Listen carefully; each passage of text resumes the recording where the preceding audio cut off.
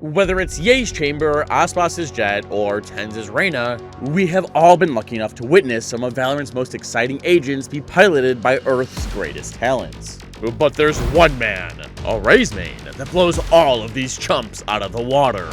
Paper X's Jinggg.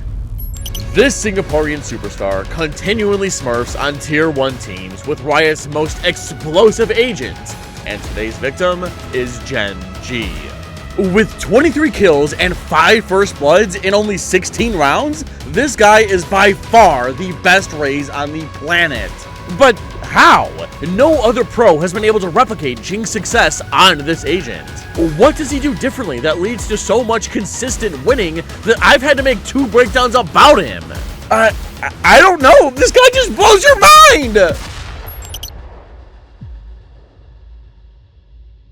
A lot of you probably agree that one of the main reasons why Valorant feels so rewarding is the way you improve and climb up the ranked ladder. I mean, it's what pushes your favorite pros to hit Radiant multiple times. But even the best players know that ranked isn't always the best way to actually improve. Even if you're grinding hundreds of games every act, it's hard to see consistent progress. And even if you do play a lot, improvement isn't guaranteed unless you know exactly what you need to work on. And finding out can be hard. But that's where the Immortal Roadmap program comes in. This is a 10-week coaching program built to help players improve faster and more efficiently. They've helped hundreds of players reach Immortal Plus, and plenty have even hit Radiant. The program includes one-on-one coaching, mechanics training, and coach-led scrims, plus systems to track your progress so you always know what to work on next. And on June 24th, I'll be breaking down a tier 1 match live exclusively for members. I've also worked with the creator Kompeki, and he's so confident in the program that if you don't gain 500 RR in 10 weeks, you'll get a full refund. But because of that, spots are limited each season to keep the quality high. So if you want a more structured and proven way to improve, check out the Immortal Roadmap program and apply using my link down in the description to see if you're a good fit. After dropping Pistol and then the Eco, Paper X find themselves on arguably the most important round of the game, their first full buy. Losing here means that they'll have to save, and Jinggg will have the chance to farm up credits, ults, and confidence, and probably win this game. In their 3-2, they're slamming A, but Jinggg are fighting the space in their own 2-3. Now, hold on. Out of 1, 2, 3, 4 different lanes on this map, how do Jinggg know to fight this one? Well, they don't. Take a look at both team comps, Jimmy, and you tell me what's missing. Oh, I got it. They need Reynas. No, neither team has information gathering abilities. I'm talking drones, darts, birds, haunts, that sort of thing. What they do have are 2 duelists and a breach. Meaning that the only way Jinggg are going to get a read on Paper X's plan is by fighting and using the drones built in their heads. And that's what you should be doing on this map anyway. By staying stagnant on defense, you're forcing yourself to fight a battle on 2 different fronts. So Jinggg probably just rolled a dice and it landed on Dish. But they aren't just running at Paper X. Oh, we're gonna get a big fight on drop here. Yeah, 3 from Paper X against the 3 of Jinggg. Initial contact though, quickly found. Fault line tossed across as well, but not really eventuating to much else. It was a trap! Off Zinx's contact, Lockyer ripped his fault line, clogging up most of Dish. But Jingg's paint shells helped him spank texture, and then his Satchel comboed with something's relayable, preventing Zinx from running it down, and getting even more after getting one off his breach's flash. But now, it's the offense's turn. I say that, the Guardian goes wide, and also Phantom being picked up, but now counter fault line from Envy knew his team was getting rocked, so he charged up the longest fault line known to mankind and blasted the defense who tried slowing Jinggg with their Saturate and Flash, but were no use. If you've ever wondered why Breach is such a good pick on Fracture, well, let this round be your prime example. His fault line just fills up every lane on this map beautifully. Jinggg have most likely lost this round, but every kill is big. Paper X are poor, and by taking their guns away, they'll have to rebuy them in the future and keep their economy low. Meaning, they might have to save later. counter fault line from Envy and Jinggg. Ash onto site, will catch Devi, has position, but gets caught by Jinggg as well, who is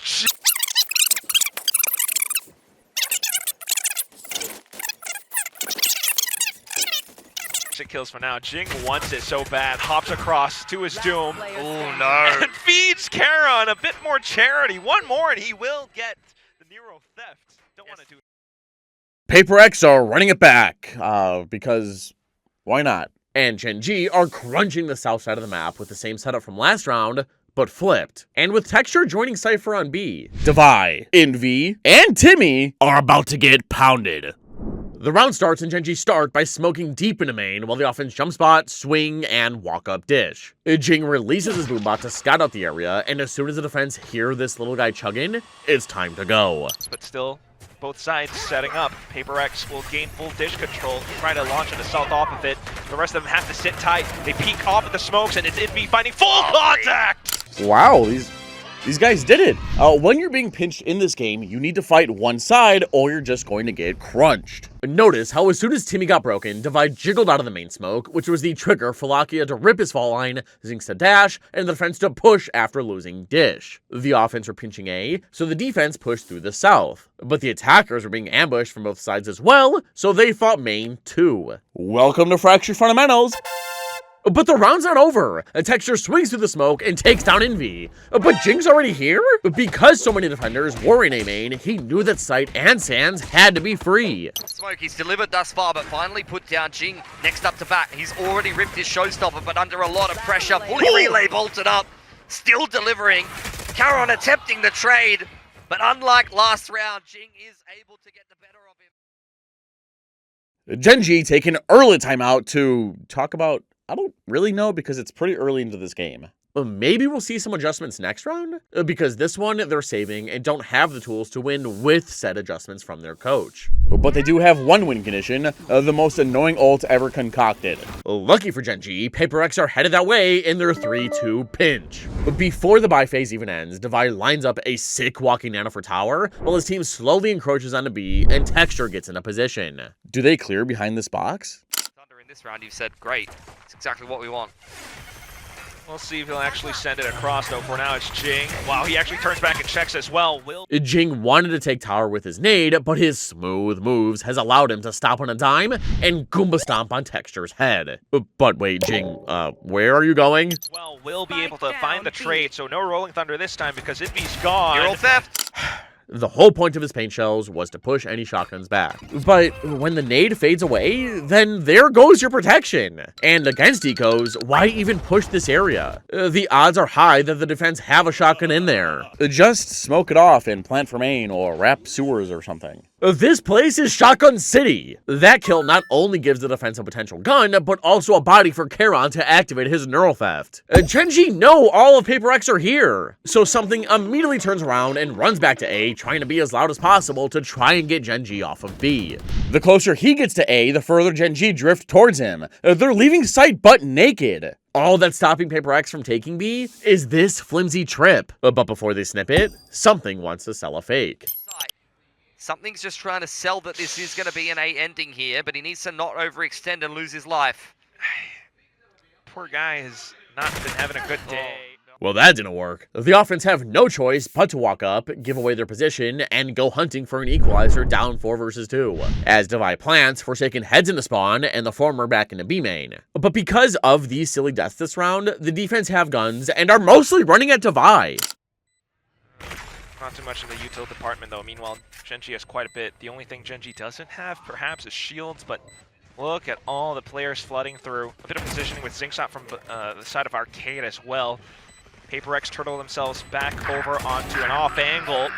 There's Canteen, Devi just swallows up 3 Zinks onto the spike with not but a Sheriff. Running out of time as well. Devi knows he has this in the bag, but gets shut down at the end as well. Forsaken finds revenge and also an alt point for his troubles. Yeah, one more towards the orbital device. This spacing was horrible. Regardless, Jinggg are back on a full buy, and they've invested into an op for Texture. He's soloing Dish while his team pushed down B main in their 4-1. Unfortunately-ish for them, PaperX are going A. But if no one's Dish and the offense don't burn all 3 of their smokes, then Texture should be good for 1, right? Anywho, with Timmy set up on the B line, Jinggg starts the round by lobbing his paint shells at the defense, but since we don't have a replay for pro games, we can't see how it misses Caron's spy cam. It spots that no one's here, giving Jinggg the confidence to push and destroy Timmy! But because he gets broken, PaperX know that they've lost B, so it's time to take A. Neon jumps, they flash, smoke, something moves through Sands and flips up his fast lane, giving PaperX the entire site. But they haven't smoked drop. Are they going to try and take it?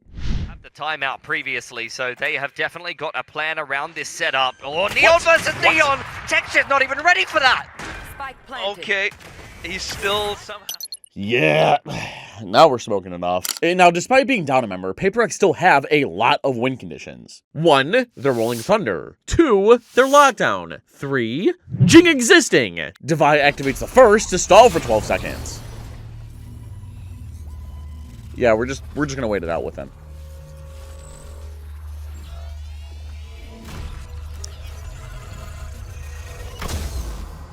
Right as it goes off, Jinggg sends out his boombot so that the tower players need to wait that out before advancing. But wait, what are we whaley ulting? Sends it. It's not going to hit too much though. Quick response with the Rolling Thunder, but Zinx is already onto the spike. Sight as well in clearance, while Jinggg holds the angle. Tight up by Sands. A sandstorm sent across. Texture needs to find goggles, back away. Live to fight for another day. When retaking A, you have to deal with Sands first, otherwise you're going to run into ginormous crossfires like we saw here. Sure, PaperX still had a breach ult to throw at the defense, and Texture can kinda hold Sand, but Jinggg placed himself in the perfect position to blow out Genji's back. Jinggg were forced to eco, but because Texture saved last round, they had a chance to win this one with PaperX coming right at him. Either way, money not so well to do. I cannot stand Neon, and by the time this video comes out, I pray to God that she is nerfed. But he got pushed back, and PaperX wanted to split A. In order to get through the door smoke safely and not run into a shotgun, the offense paused, let Jingg's boombot go through first, forcing Zinx to move and get shot in the head. Then something rode the rope and did this, which should never work. But after the second kill, PaperX went radio silent. They didn't want to run into a stack, so they made it seem like they left to go back B. And that's what Jinggg thought, until Lakia went to investigate A main. Goes looking for something with the Sheriff, but PaperX are just waiting for someone to give them a freebie here. Might be good. Uh-oh. Okay, shots whiffed. Holy... This guy has to be the chosen one. The defense all died, and now it's another full buy versus full buy. Jinggg have to win this, otherwise they're going to have to save again. PaperX are spread out in a 1-4 with Killjoy patrolling the north for information, while Jinggg sells arguably the best fake of all time on A for his team to go B. And it should drag over rotate with Texture playing up again. But can PaperX get through Charon's setup like they've failed to before? If you know, you know.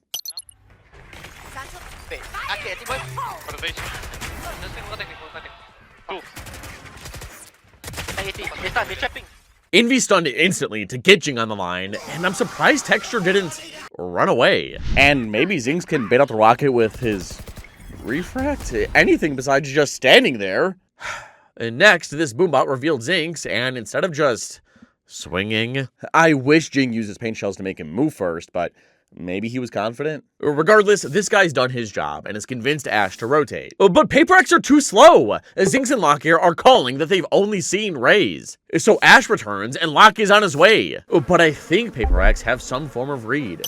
Out back over from PaperX into B site where Charon is lying in wait. The orbital sent across as well. Will cook Charon, but Ash tries to play around the vision blockers.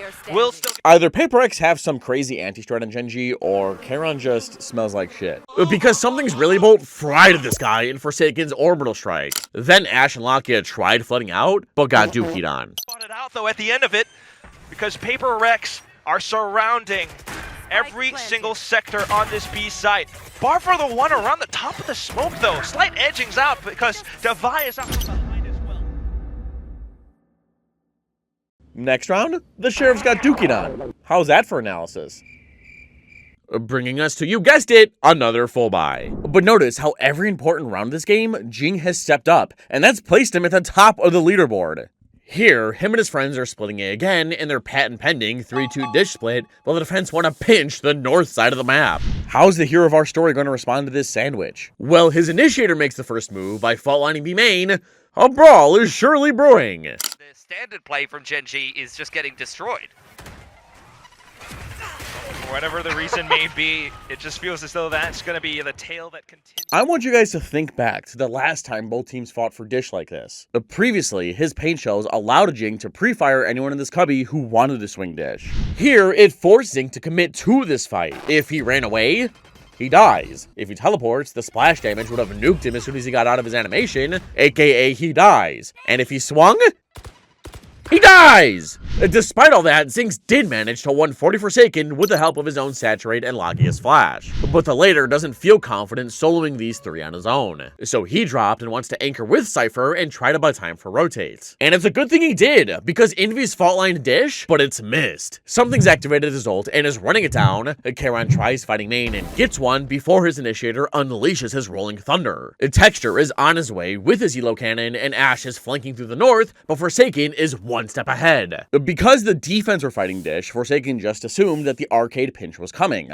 So he smoked their flank. Despite Ashe having the offense boxed in, he can't backstab them. He needs more time to get past this smoke. With this trip holding a main, he unloads his Orbital Strike on Paper X, stalling them even further. And now Ashe tucks into this cubby, knowing that the offense can leave at any time, especially because they've gone quiet. And they are! Forsaken and something jump spot and swing out to clear their flank, but how far do they go? Will he actually come up with a killing spree that he needs, though? No. That kill is massive.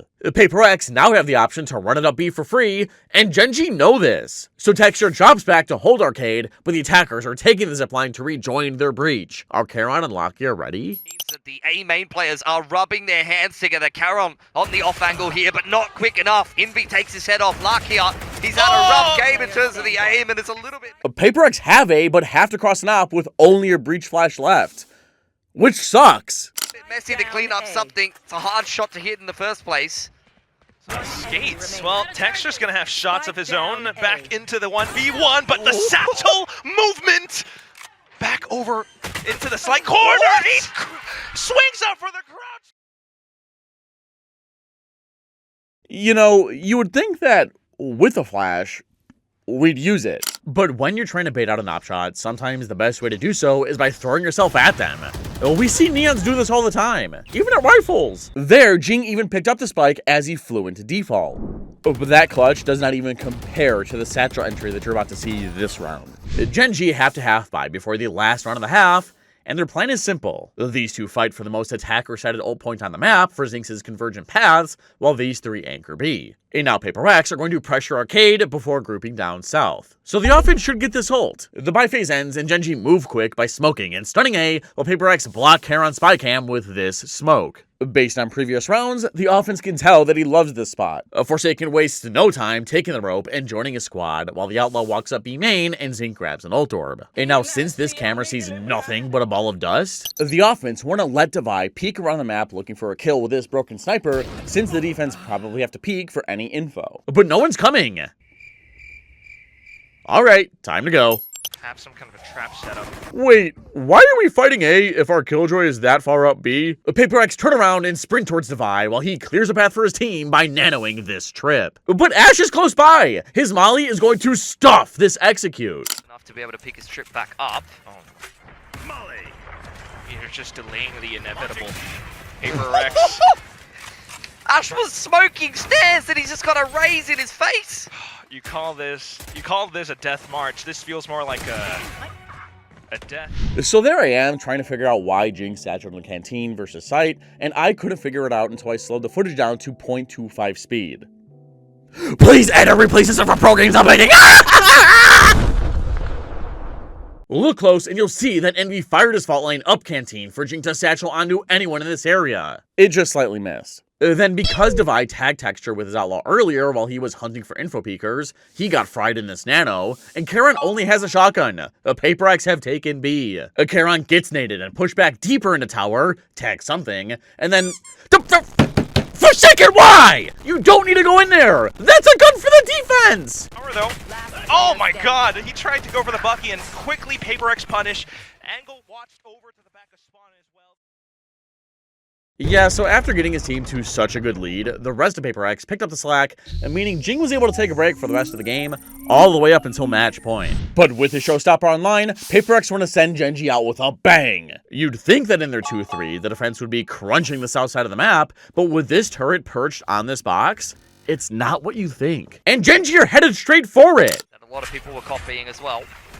Imagine they're gonna kind of shift that around a little bit, but otherwise now it's Showstopper brought the party over onto the back of A. And Timmy acted as a trigger for Jinggg to double Satchel from tower with the Showstopper and blow up anyone caught in Envy's fault line. But notice how Jinggg completely ignored Zinx and focused solely on main. When playing against agents who don't stop bouncing around, sometimes you have to accept the fact that you're not going to be able to hit that guy and just shoot his teammate following him. Besides, this play has forced Jinggg to refract away, and Jinggg has locked the offense out with his paint shells. This buys Paper X enough time to not just stack up on main, but also have something finish wrapping sewer and get into position to crunch the south side of the map. Jinggg sends out his boombot and it gets broken. The attackers are still here. I think Jinggg are waiting for Paper X to get proactive. Their killjoy was set up here, meaning that Breach, RAZE, and her were A. The odds that Paper X have two people just sitting on site not doing anything isn't high. So if the defense are stagnant for too long, Karon's gonna find a timing. Grass is greener on the other side.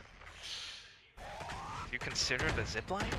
Hey, maybe, or just to continue to dump flashes into it, where Paper X are happy to trade. Blockia as well, though, surprisingly, but down to 4 HP now. Player standing. Hold on. Down, Just Charon. He's gonna get dicked, wall banged, and that, unfortunately, will be that for Jinggg. Jinggg is by far the best RAZE in the world, but he had an even better performance against Nungshim. If you want to see that, watch this video. It was a spectacle to witness.